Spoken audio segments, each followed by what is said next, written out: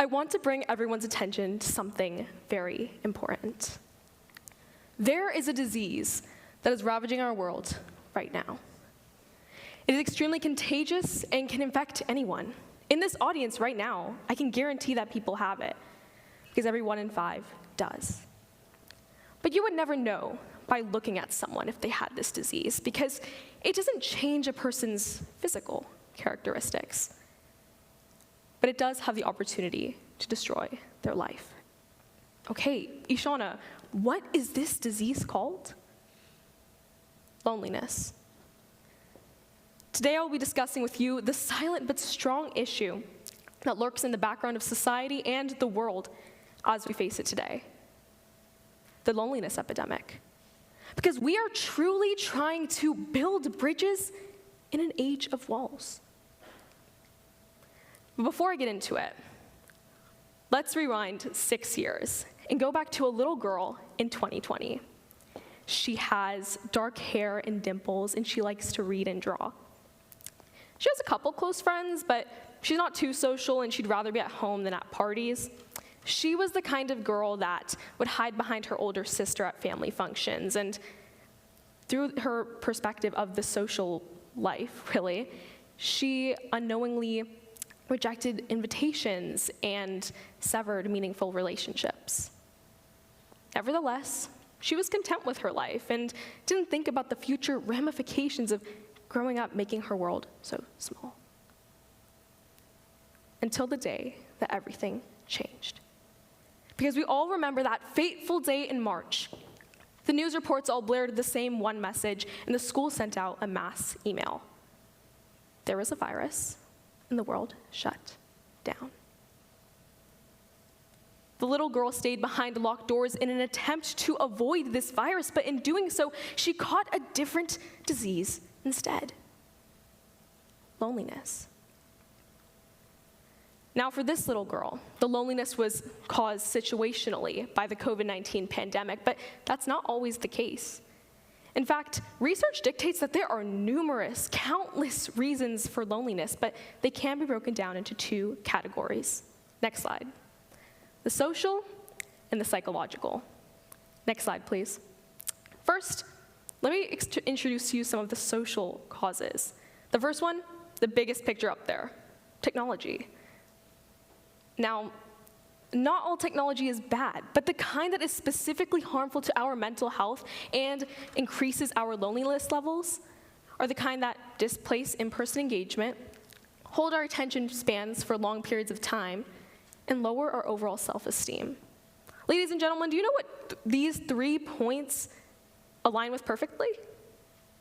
Social media. Research has actually indicated that if you're scrolling on Instagram or TikTok for 2 hours a day, this leads to 2 times more feelings of loneliness than if you're just on a social media platform for 30 minutes.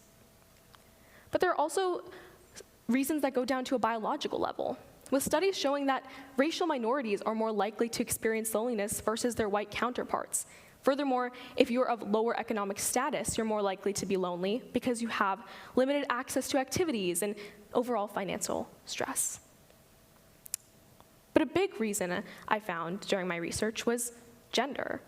And it was a little controversial. I mean, people are trying to make it a kind of a competition if men or women are more lonely, but it's not a competition. And to be frank, Pew Research Center did an intense study and found that men and women feel lonely at equal rates.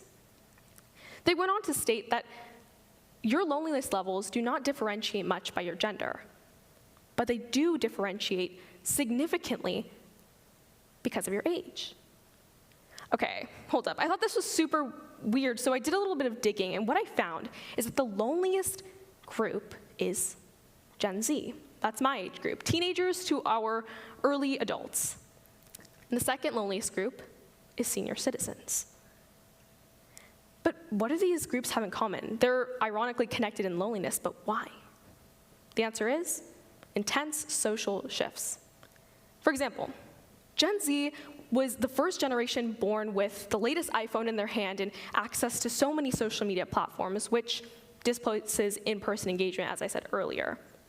Furthermore, they're tricked into believing that they don't have to go out and make connections because they already have them online.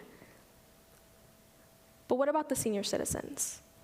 For them, unfortunately, it's more of a natural decline from the social scene, such as health problems that naturally occur over time, like decreased mobility, hearing loss, the loss of a loved one, and eventually being put in a senior care facility.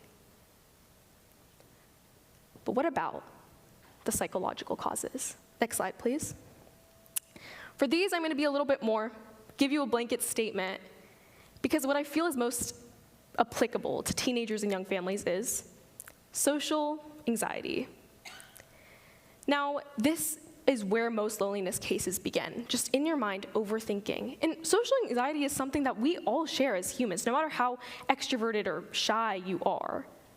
This fear of judgment, this fear of rejection, this fear of awkwardness is what leads most teenagers to bypass the entire social scene or settle for a social standing that they are not happy with, both which leads to loneliness. Next slide, please. So I've explained to you why we're lonely. But why does this matter? Why am I talking to you about this today? Well, that man up there is the former US Surgeon General Vivek Murthy.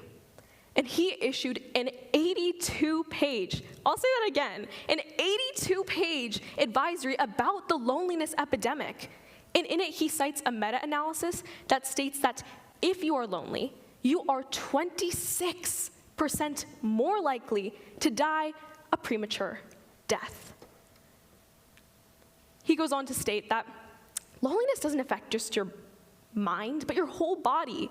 It can increase your risk of heart attacks, heart disease, stroke, dementia, altered brain function, substance and alcohol abuse, depression, and suicide. This is why this epidemic is so important, because loneliness is a feeling. You can't even reach out and touch it, but it has such a strong hold on millions. So, may I ask, next slide, what can we do? And the answer is, I guess you could say, quote unquote, common sense, getting out into the world. Because a study conducted by Health and Human Services actually found that only 16% of Americans feel connected to their local community. Okay, where does this leave the other 84%? This got me thinking that we could actually, dare I say, solve this epidemic starting at the grassroots level. The best way to combat loneliness is to really get out into your world, starting with your immediate community. Go to that meeting, do that club, go to the gym, go on a walk. I can guarantee that if you are with or around other humans, you will feel 1,000 times better than if you're just at home alone.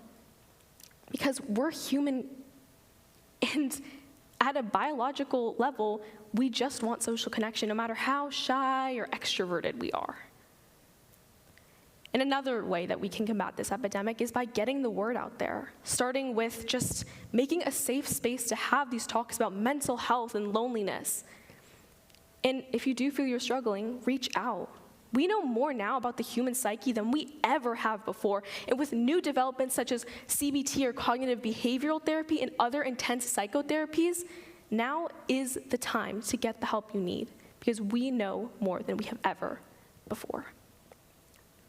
Now, before I wrap up my talk, I want to take you back to the girl I was talking about at the beginning of the speech. Now, if you couldn't guess it, I was talking about myself. If the dark hair and dimples didn't give it away, then surprise.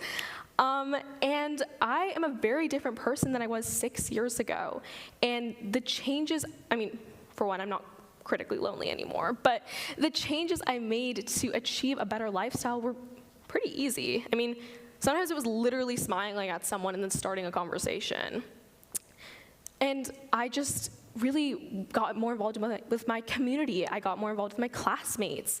And now I feel that I'm a lot happier and I have a lot more friends. I'm just excited to start each new day. So what I want you to take out of my talk today is that there is light at the end of the tunnel. I mean, there's definitely hope that we can solve this epidemic if we all work together. And no matter who you are, where you come from, or what your specific story is, because you are blessed with simply being human. You will never truly be alone. Thank you.